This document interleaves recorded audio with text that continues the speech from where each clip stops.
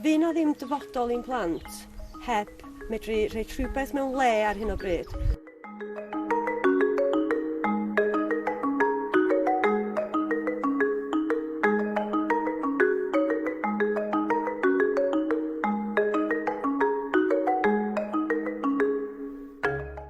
Wel, mi oedd Tom Nefyn nid yn unig yn Gristion, yn gymwynaswr ac yn Gymro i'r Caren, ond mi oedd o hefyd yn ymgyrchu o blaid hawliau i Cymru, hawliau gweithwyr, hawliau tai, diogel a saff i bobl. A mae bobl y dal o hyd yn cofio amdano, a mi oedd o'n un o gewri Cymru i'r 20fed ganrif heb amheuaeth o gwbl. Bod i hen gapel o efallai yn mynd i gael ei droi yn dy haf, fydd mond yn cael ei ddefnyddio am chydig o wsnosa'r flwyddyn. Mae'r holl beth yn wallgo ac yn hynod o anfoesol yn anffodus.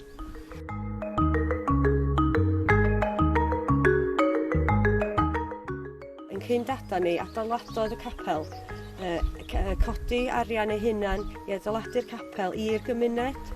Mae'n adeilad o bwys cenedlaethol, capel i Tom Nefyn Williams, nath ysbrydoli filodd ar filodd o bobl, ac yn cytuno bod cymuned i canol bob un pentref.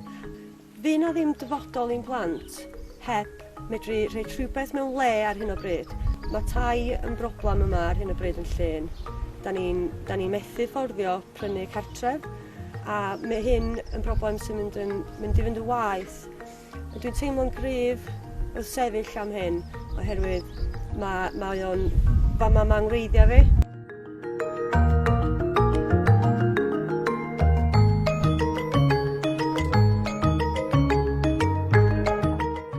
Da ni mor grisawus fatha cymuned, a dwi isio bod y pwysigrwydd bod mi fyddan ni am byth, a da ni yn croesawu pobl yma, twristiaeth a bob dim fel yna, ac wneith hynna beth newid, jyst bod ni angen neud siŵr bod yna rhywbeth wwan, bod rhywbeth yn cael ei roid mewn lle i safio dyfodol ein plant ni.